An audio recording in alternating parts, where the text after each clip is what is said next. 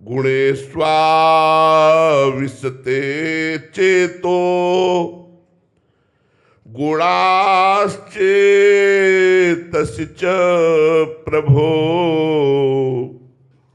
कथमन्योन्य संत्यागो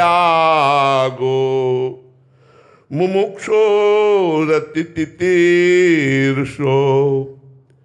हे करुणा में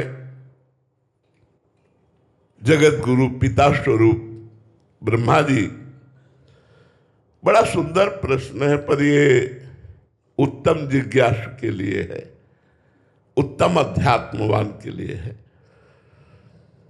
चित्त गुणों में अर्थात विषयों में ही घुसा रहता है। गुणेष्वाविशते चेतो, निरंतर ये चिंतन विषयों का ही करता है। छोड़ दो, देखो अभी छोड़ करके देखो, जैसे पानी को कहीं भी छोड़ दिया जाए वो नीचे की तरफ ही जाता है, ऐसे चित्त को यदि छोड़ दिया जाए तो वो विषय चिंतन ही करता है। तो शनकादि ने प्रश्न किया, गुणेष्वाविशते चेतो, ये चित्त सदैव गुणों का ही चिंतन करता है। सत्वगुण, रजोगुण, तमोगुण रचित जो ये माया है, ये जो भोग है, जो विषय है, जो नानात्व है, इसी का चिंतन करता है। चित्त की एक एक वृत्ति में विषय प्रविष्ट हो गए हैं। चित्त और गुण, चित्त और विषय ये एक हो गया है। विषय बोलो तो चित्त, चित्त बोलो तो विषय। इतनी तो तन्मयता चित्त ने विषयों में कर ली। ऐसी स्थिति में जब तक चित्त निर्विषय नहीं होता तब तक भगवत प्राप्ति नहीं होती। एक एक वृत्ति भगवदाकार हो जाए, ब्रह्माकार हो जाए, तब भगवत साक्षात्कार होता है। तो हे पिताश्री, चित्त विषयों में और विषय चित्त में प्रविष्ट से जान पड़ते हैं। यद्यपि स्वरूप से चित्त निर्विकार वासुदेव स्वरूप है।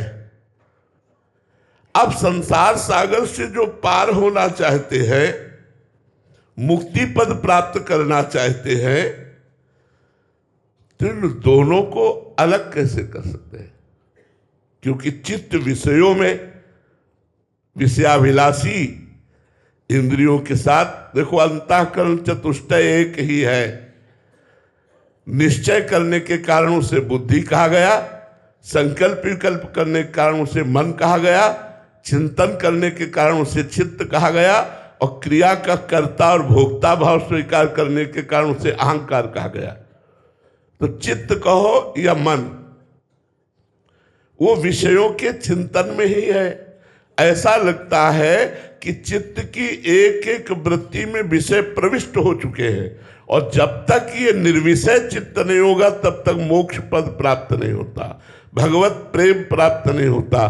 तो हे पिताश्री, संसार से पार अर्थात मुक्ति पद प्राप्त करने वाला इन चित्त को गुणों से, विषयों से कैसे अलग करें? ये प्रश्न सनकादि ने भगवान ब्रह्मा जी से किया। एवं पृष्ठो महादेवः स्वयंभूर्भूत भावनः ध्यायमानः प्रश्न बीजम नाभ्यपद्यत कर्मधीः। भगवान ब्रह्मा जी से जब ऐसा प्रश्न किया, यद्यपि ब्रह्मा जी समस्त देवताओं के शिरोमणि हैं, स्वयंभू हैं, स्वयं प्रकट हुए हैं, सारे जगत के जन्मदाता है, फिर भी इस प्रश्न की धरा पर ही नहीं पहुंच पाए कि सनकादि का प्रश्न का स्वरूप क्या है। क्यों नहीं पहुंच पाए? क्योंकि भगवान का अवतार होना है। जब स्वयं भगवान ने ज्ञान कराया ब्रह्मा जी को, तो अधूरा थोड़ी कराएंगे। ब्रह्मा जी को पूर्ण ज्ञान है, पर इस समय उनको प्रश्न की धरा ही समझ में नहीं आई, क्योंकि भगवान का अवतार होना है। ब्रह्मा जी ने बहुत विचार किया, पर रजोगुण छा जाने के कारण, ब्रह्मा जी का प्रधान जो गुण है वो रजोगुण है, तो रजोगुण छा जाने के कारण त्रिगुणातीत वृत्ति से किया हुआ प्रश्न समझ में नहीं आया। सनकादि त्रिगुणातीत है, स्वरूप से ब्रह्मा जी भी त्रिगुणातीत है, पर ब्रह्मा जी ने रजोगुण को स्वीकार किया, देवाधिदेव महादेव जी ने तमोगुण को स्वीकार किया और भगवान श्री हरि ने सत्वगुण को स्वीकार किया। यद्यपि ये तीनों त्रिगुणातीत है।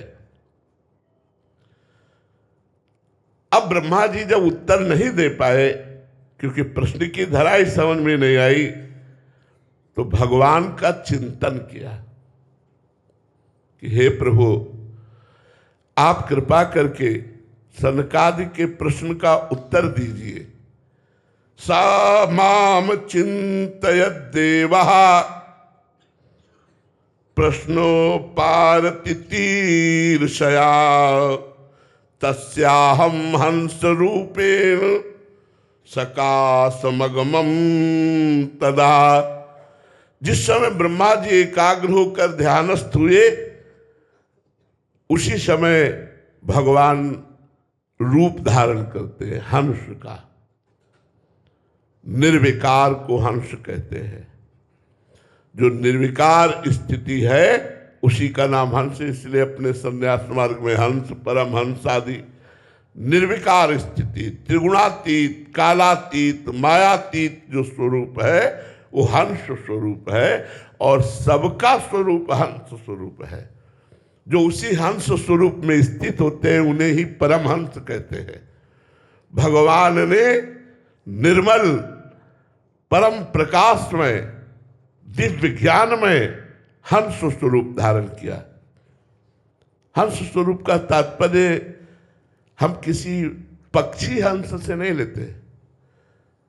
जैसे महाराज जी दर्शन करा रहे हैं, वो छवि विराजमान है। भगवान ने हंस स्वरूप मतलब निर्विकार, त्रिगुणातीत, कालातीत रूप धारण किया और आकाश मार्ग से भगवान प्रकट हुए।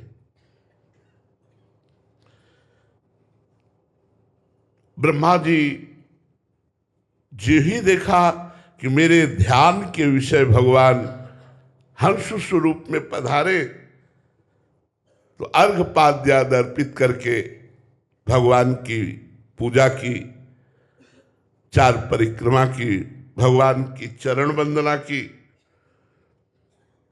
इतने में सनकादि भगवान की तरफ देखने लगे और सनकादि ने प्रश्न किया। बड़ा गूढ़ विषय है, ध्यान से जो अध्यात्म में चल रहे हैं वो समझ पाएंगे। आप कौन हैं? जब ब्रह्मा जी ने चरण वंदना की तब सनकादि ने भगवान से प्रश्न किया, आप कौन हैं? परमार्थ तत्व के विशेषज्ञ है सनकादि। अब इनको वैसा ही उत्तर मिलना चाहिए, इसलिए भगवान मुस्कुराए और सनकादि से कहा, ब्रह्म ऋषियों, परमार्थ रूप वस्तु नानात्व से रहित है। इसलिए हम कह रहे हैं गूढ़ विषय है। परमार्थ वस्तु में नानात्व नहीं है। पहले बताया कि केवल माया भ्रम के कारण ये जगत दिखाई दे रहा है, नहीं, केवल भगवान है। वासना वासुदेवस्य वासितम भुवनत्रयम् सर्वभूत निवासोस्मि वासुदेव नमोस्तुते। बहुनाम जन्मनावन्ते ज्ञानवान माम प्रपद्यते वासुदेवा सर्वमित स महात्मा सुदुर्लभा। केवल वासुदेव ही विराजमान है। भगवान बोले हंस स्वरूप से कि ब्रह्म ऋषियों, ये परमार्थ रूप, तुम परमार्थ के विशेषज्ञ हो इसलिए उत्तर दे रहा हूं। ये नानात्व से सर्वथा रहित, इसमें नानात्व नहीं है। तब आपका प्रश्न करना कैसे बनता है कि आप कौन हैं? आपने कैसे प्रश्न कर दिया कि आप कौन हैं? क्योंकि परमार्थ में नानात्व है ही नहीं। अब मैं अगर बोलूं तो किससे बोलूं? जब नानात तो नहीं है तो बोलूं तो किससे बोलूं? अच्छा, आपने प्रश्न किया कि आप कौन है, तो पंचात्मकेषु भूतेषु समानेषु च वस्तुतः को भवानीति वा प्रश्नो वाचारंभो हनर्थका। बहुत सुंदर। चाहे देवता हो, मनुष्य हो, पशु पक्षी हो, इन सबकी बाह्य रचना पंचभूतों से हुई है, और पंचभूत एक है तो सबके शरीर एक हुए। तो पंचभूतों की दृष्टि से प्रश्न करना उचित नहीं है, क्योंकि सबके शरीर एक ही पंचभूतों से रचे हुए हैं, इसलिए प्रश्न करना उचित नहीं बनता। और आत्मा सबकी एक है, इसलिए प्रश्न करना उचित नहीं बनता। भगवान ने कहा को भवानीति च प्रश्नो वाचारंभो अनर्थका। ये केवल वाणी का विलास मात्र आपने किया, आपका प्रश्न व्यर्थ रहा। कैसे प्रश्न कर सकते हो परमार्थ में? क्योंकि पंचभूतों से बाह्य रचना जितनी है वो सब एक है और आत्मस्वरूप एक है, तो आपका प्रश्न कैसे बनता है कि आप कौन है? मनसा वचसा दृष्टया गृहीते नैरपीन्द्रियै अहमेव न मत्तोन्यदिति बुद्धिध्वमंजसा। मन से, वाणी से, दृष्टि से, इंद्रियों से जो कुछ ग्रहण किया जाता है वो सब मैं हूं। पहले तो प्रश्न को निरर्थक बताया, अब भगवान अपना परिचय बता रहे हैं। वाणी से जो बोला जाता है, मन से जो सोचा जाता है, इंद्रियों से जो देखा जाता है, विलसा जाता है, वो सब मैं हूं। भगवान के सिवा कुछ नहीं है, कुछ नहीं, केवल भगवान है। मुझसे भिन्न और कुछ नहीं है। यह सिद्धांत आप लोग जानते हैं। तत्व विचार के सामने क्या और कुछ टिकता है? नहीं। तो ये सिद्धांत समझ लीजिए। आपने पूछा कौन हो, तो जो मन से, वाणी से, दृष्टि से, इंद्रियों से जो कुछ भी देखा जाता है, सुना जाता है, विलसा जाता है, वो सब मैं हूं। हंस स्वरूप भगवान ने कहा वो सब मैं हूं। मेरे प्यारे प्रिय पुत्रों, हंस भगवान ने सनकादि से कहा, तुमने जो प्रश्न किया ब्रह्मा जी से कि चित्त विषय का चिंतन करते हुए विषयाकार हो चुका है, ऐसा लगता है चित्त विषय में समाहित हो गया है या विषय चित्त में समाहित हो गया है, चित्त विषयाकार हो गया है। तो उसका कारण है चिंतन करना। यद्यपि चित्त शुद्ध स्वरूप वासुदेव है, वो कभी विकारी नहीं हो सकता। जैसे मन शुद्ध भगवान का स्वरूप है, इंद्रियाणाम मनस्यास्मि, पर वो विकार का चिंतन करने के कारण विकारी लगता है। ऐसे ही चित्त शुद्ध वासुदेव स्वरूप है। चित्त का अधिष्ठात्र जो देवता है वो वासुदेव है। तो भगवान कह रहे हैं गुणेष्वाविशते चेतो गुणाश्चेतसि च प्रज्ञा जीवस्य देह उभयम गुणाश्चेतो महात्मनः। हे पुत्रो, हे महात्माओ, ये चित्त विषय चिंतन करने के कारण विषयाकार हो गया है। विषय इसमें प्रविष्ट से जान पड़ते हैं, प्रविष्ट नहीं है। चित्त में विषय प्रविष्ट नहीं है, प्रविष्ट से जान पड़ते हैं, ये बात सत्य है।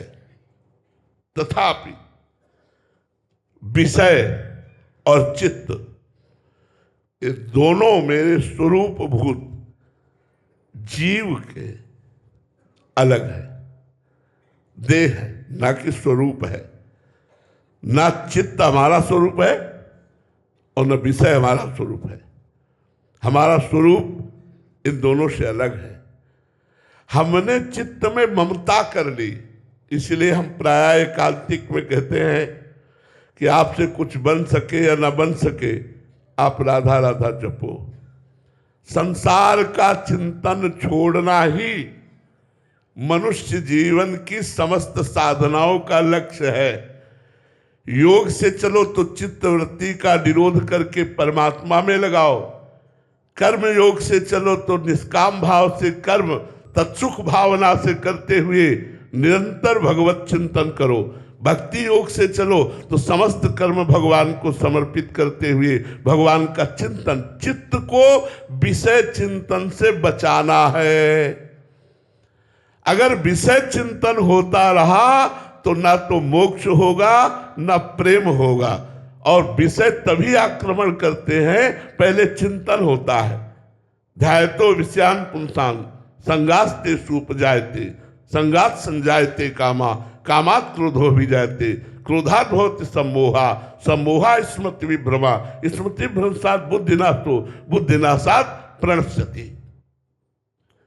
ध्यायतो विषयान पुंसान्, जब हम विषयों का ध्यान करते हैं, विषयों का चिंतन करते हैं, तब संगास्ते सुपजायते, उनके संग करने की आसक्ति होती है हमारे हृदय में। और जब विषय का संग करते हैं तो हमारे अंदर काम का भ्रम पैदा हो जाता है कि इसमें सुख है।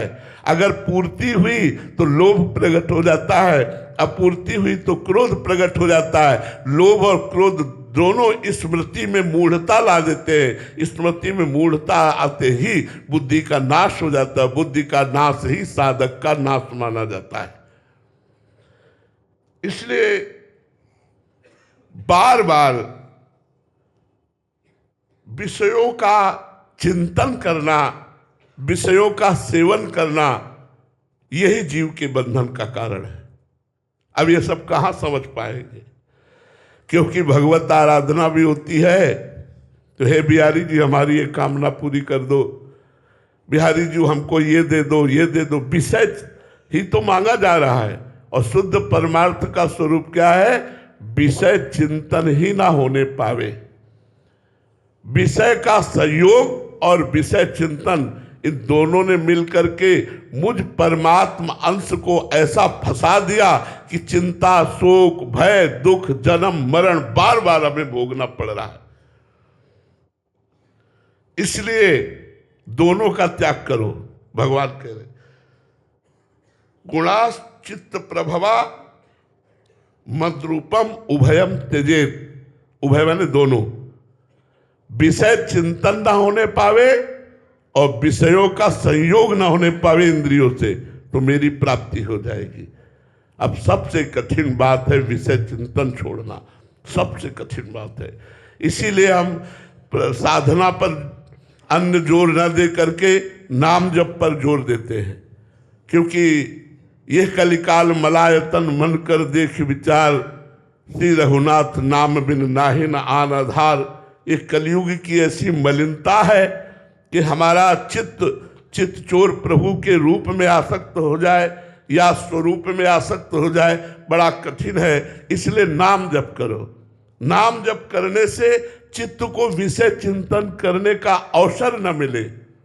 अगर विषय चिंतन हो रहा है और साथ में नाम जप हो रहा है तो आपका विषय चिंतन बिगाड़ नहीं सकता, क्योंकि नाम जप विषय चिंतन को डिलीट कर देगा, नष्ट कर देगा। नाम जब चल रहा है और विषय चिंतन चल रहा है तो कुछ नहीं बिगाड़ पाएगा विषय चिंतन। और नाम जब नहीं चल रहा, केवल विषय चिंतन चल रहा है, तो वो विषय में के भोग में लगाकर आपका नाश कर देगा।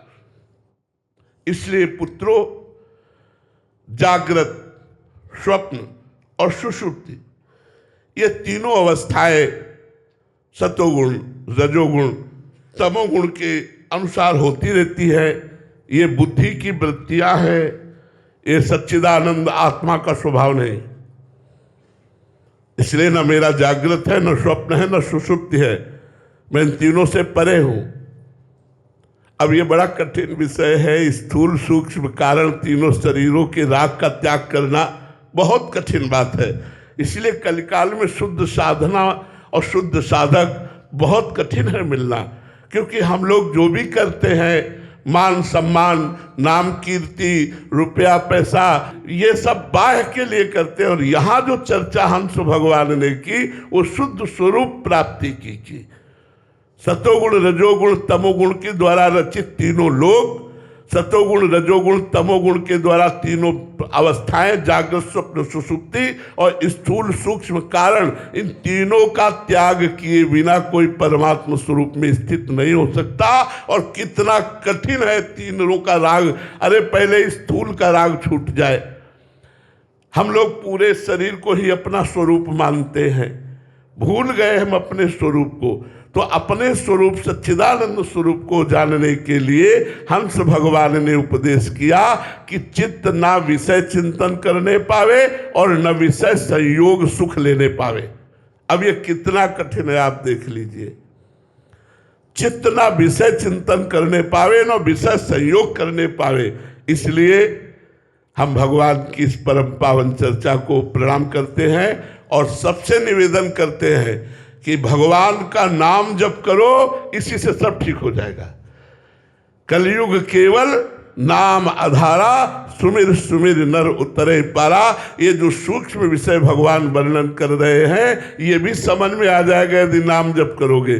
कल चर्चा हुई थी कि जैसे एक एक कवल भोजन से क्षुधा निवृत्ति, तुष्टि और पुष्टि होती रहती है, ऐसे एक एक क्षण जब हम नाम जप करेंगे तो संसार से वैराग्य, स्वरूप का ज्ञान और भगवान से प्रेम होता जाएगा। बोलो हंस भगवान की जय। कपिल जी मध्य प्रदेश से। राधे राधे महाराज जी। महाराज जी, बुद्धि में ज्ञान है कि भोगों में सुख नहीं है, फिर भी मन में भोगने की लालसा बनी रहती है। हाँ, भजन की कमी, अज्ञान के कारण। ये जो बुद्धि में ज्ञान है ये स्वाप्निक ज्ञान है, ये सत्य ज्ञान नहीं है। क्योंकि सत्य ज्ञान का जब प्रादुर्भाव होगा तो श्रद्धावान लभते ज्ञानम तत्परा संहितेन्द्रिया, तत्परा संहितेन्द्रिया। जिस समय ज्ञान प्राप्त होगा सही ज्ञान, तो तत्परा उसके परायण होकर वो अपनी इंद्रियों पर विजय प्राप्त करेगा। तत्परा संहितेन्द्रिया। और जब इंद्रियों पर विजय प्राप्त करेगा तब जो ज्ञान होगा उसे, तब वो आत्मस्वरूप को प्राप्त होता है। इसीलिए लिखा श्रद्धावान लभते ज्ञानम तत्परा संहितेन्द्रिया। और ज्ञानम लब्ध्वा परम शांति मचिरेणादि गच्छति। 2 बार ज्ञान शब्द का प्रयोग हुआ। पहला शास्त्रीय सत्संग के द्वारा प्राप्त ज्ञान, और दूसरा जब इंद्रियों पर हम विजय प्राप्त कर लेते हैं, इंद्रियों को निर्विषय कर लेते हैं, तो शुद्ध ब्रह्मबोध ज्ञान प्रकट होता है, जिससे जीव मोक्ष पदवी को प्राप्त होता है। इसलिए नाम जप करो। नाम जप करने से अध्यात्म बल बढ़ेगा और हम अपनी जानकारी का प्रयोग कर पाएंगे। हमारी जो जानकारी है वो केवल रखी की रखी रह जाती है।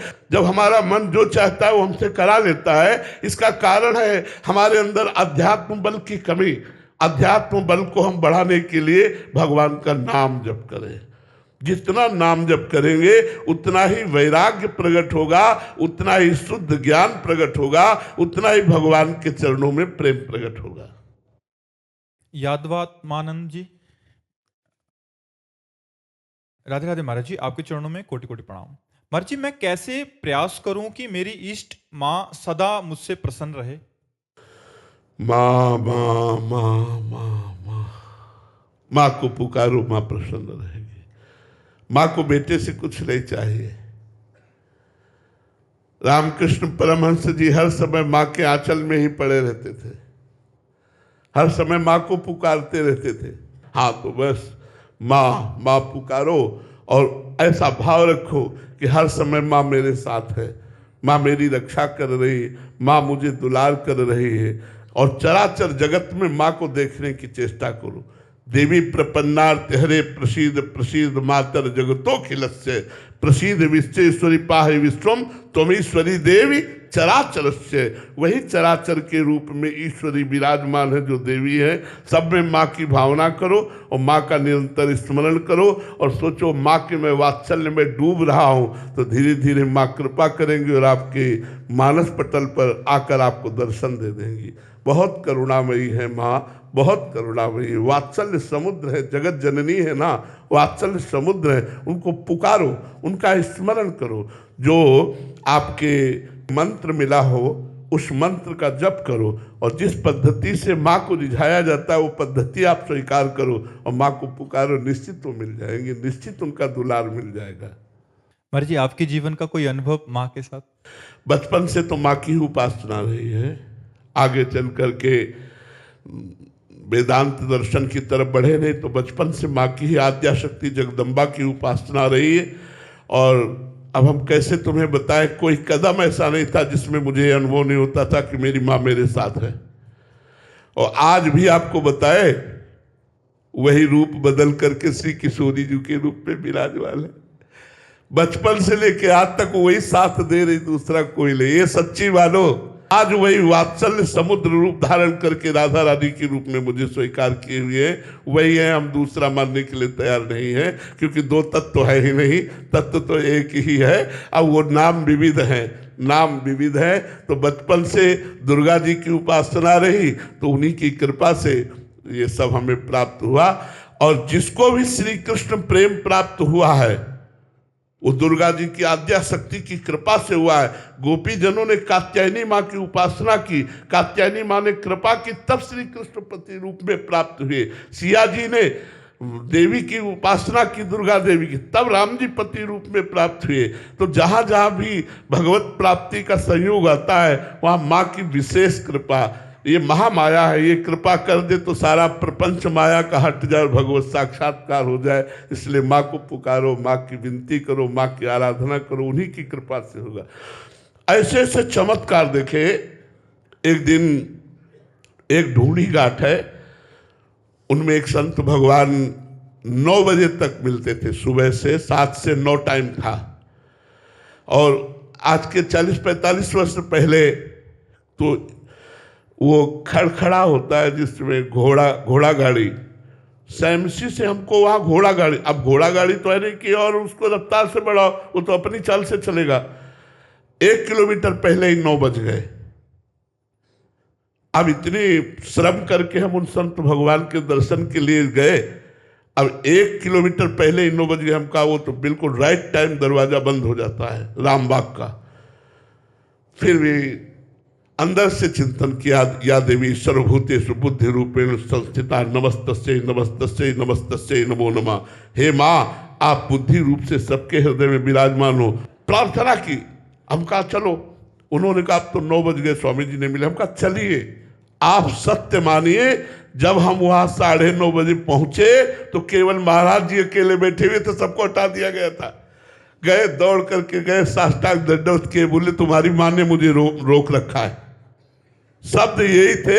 उन्होंने कहा तुम्हारी माँ ने मुझे रोक का, जय हो जगदम्बा। कदम कदम पर माँ का वात्सल्य हमें प्राप्त होता रहा और आज भी वात्सल्य उनका प्राप्त है। आज हमारी स्वामिनी के रूप में वो विराजमान है, जो राधा किशोरी, जो लाडली जो महाराज है, वही सब रूपों में प्रेमणा सर्वमधुरोज्ज्वलस्य हृदयम श्रृंगार लीला कला वैचित्री परमावधि भगवता पूज्य कापी सता ईशानी च महासुख, ईशानी च सची महासुख तनु शक्ति स्वतंत्रा परा श्री वृंदावन नाथ पट्टमय श्री राधयु सेव्याम। वही विराजमान है, दूसरा कोई नहीं है। गौरव जी उज्जैन से। राधे राधे महाराज जी। महाराज जी, क्या पूर्ण शरणागत भक्तों में भी काम क्रोध विकार आदि उत्पन्न हो सकते हैं? हाँ, हो सकते हैं, पक्का हो सकते हैं। सिद्ध पुरुषों में भी हो सकते हैं, सिद्ध पुरुषों में भी हो सकते हैं। सनकादि सिद्ध हैं, लेकिन भगवान के वैकुंठ आधिपति के द्वारपाल ने रोक दिया तो क्रोध आ गया और उन्होंने शाप दे दिया, 3 जन्म तक दैत्य भाव को प्राप्त हो। अब कहा जाए कि भगवान की इच्छा हो, तो भगवान की इच्छा से तो सब हो ही रहा है। क्या इतना बड़ा अपराध था जय विजय का कि वैकुंठ से उनका पतन करा करके राक्षस भाव को प्राप्त होने का 3 जन्म तक का इतना बड़ा क्रोध आ गया सनकादि को कि उन्होंने शाप दे दिया, 3 जन्म तक तुम दैत्य भाव को प्राप्त हो। वही रावण, कुंभकर्ण, हिरणाक्ष, हिरण्यकश्यप, शिशुपाल, दंतवक्र के रूप में प्रकट हुए। दूसरी बात, नारद जी जैसे सिद्ध महापुरुष को काम सताया और ब्याह के लिए भगवान से निवेदन किया, भगवान ने ब्याह नहीं होने दिया तो भगवान को शाप दे दिया, जाओ जैसे स्त्री वियोग में मैं दुखी हूं ऐसे तुम स्त्री वियोग में दुखी होगे, जो बंदर का मुझे रूप दिया यही तुम्हारी सहायता करेगा। भगवान ने शाप स्वीकार किया, प्रसंग सबको पता है। तीसरी बात, अक्रूर जी महाराज की जो स्थिति वृंदावन आने पर है भागवत में लिखी हुई आप देख लीजिए कि श्री सुखदेव जी सराहना करते हैं कि परीक्षित, मनुष्य जीवन का परम यही लाभ है जो अक्रूर जी की स्थिति। ऐसे अक्रूर जी महाराज उच्च कोटि के महाभागवत स्यमंतक मणि को लेकर के और काशी दुबके जाकर के भगवान से दूरी बना ली, द्वारिका छोड़कर काशी जाकर यज्ञ करने लगे। और भगवान ने जब उनको बुलाया, बोले चाचा जी आपके पास स्यमंतक मणि हो तो दे दो, क्योंकि बलराम भैया और सत्यभामा जी को ऐसा लगता है कि स्यमंतक मणि में बड़ा संशय है, किसके पास है। तो मुझे पता है आपके पास है, तो भी वो नहीं निकाल रहे थे। मुझे कपड़े में लपेटी हुई आपके पास है, आप उसी के पैसों से यज्ञ कर रहे, मुझे पता है। तो उन्होंने निकाल के दी। इतने बड़े महाभक्त में लोभ, नारद जी में काम का प्रादुर्भाव होना, सनकादि लोमस जी में क्रोध का प्रादुर्भाव होना, तो बड़े बड़े सिद्धों में भी यदि भगवान की कृपा की बात ना जोहे और जरा सा चूक हो जाए, अपने में आ जाए, तो फिर काम क्रोध लोभ मोह ये कोई और नहीं भगवान के निजांश है। ये प्रद्युम्न जी कौन है? कामावतार तो ही है ना, कामावतार भगवान प्रद्युम्न नहीं, इनके लड़का बच्चा है यार, कोई और नहीं है। तो अगर ये चाहे तो बड़े बड़े सिद्धों में भी प्रवेश हो जाए, और ये ना चाहे तो साधारण साधक भी निर्विकार होकर के निकल जाए। इसलिए भगवान की शरणागति सर्वश्रेष्ठ है। भगवान की शरण में हो, वो करो सदा तिनके रखवारी, जिम बालक राखे महतारी, वो रक्षा करे तो हम जैसे नीच पुरुष भी पार हो जाए, और अगर वो छोड़ दे तो बड़े बड़े सिद्धों में विकार उत्पन्न हो जाए, बड़े बड़े सिद्धों में विकार उत्पन्न हो जाए। इसलिए भगवान की दुरंत माया है। ज्ञानिनाम चेतांसी देवी भगवती ही सा, बलादा कृष्ण मोहाय महामाया प्रक्षति। जो ज्ञानिन कर चित्त अपहरई, बरियाई विमोह बस करई। अज्ञानी की बात जाने दो, ज्ञानियों को भी बलात् भ्रष्ट कर दे, वो भगवान की माया है। महाराज जी यहाँ पूर्ण शरणागत की बात आई है, तो क्या काम क्रोध लोभ जो ये भी उसकी और पूर्णता के लिए एक सोपान बनते हैं महाराज जी? देखो वास्तविक बात समझो कि काम क्रोध लोभ आदि तभी आते हैं जब किंचन मात्र अहम होता है। अगर अहम का प्रवेश न हो, सिद्धों में भी भगवान प्रकट कर देते हैं, तो फिर भगवान की माया का प्रभाव नहीं पड़े। नहीं स्वात्मारामम विषय मृतृष्णाम भ्रमयति। आत्माराम पुरुष कभी काम क्रोध के वशीभूत नहीं होता, पर भगवान की माया ऐसी है दुरंत कि वो अपना प्रभाव दिखा सकती है। देखो भगवान शंकर से बड़ा ज्ञानी न कोई था, न है, न रहेगा। ज्ञान की मूर्ति है। वंदे बोधमयम नित्यम गुरुम शंकर रूपिणम। एक दिन भगवान शंकर ध्यान से उठे तो पार्वती जी ने पूछा, प्रभु आज बहुत मुस्कुरा रहे थे ध्यान में। तो कहा आज भगवान का एक नया अवतार हुआ है समुद्र मंथन के समय, मोहिनी अवतार। मैं उस मोहिनी अवतार के रूप का दर्शन कर रहा था, इसलिए मुस्कुरा रहा था। पार्वती जी ने कहा चलो हमको दर्शन कराओ। बोले इसके लिए तो भगवान के धाम चलना पड़ेगा, भगवान श्री हरि के धाम। पार्वती जी ने कहा चलो।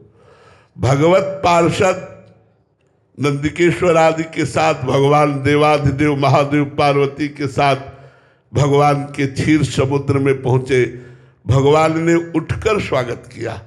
देवादिदेव महादेव जब हरि से पूछो तो ये उनके गुरु है, उनसे पूछो तो ये उनके गुरु है, दोनों परस्पर एक दूसरे को आराध्य देव मानते हैं।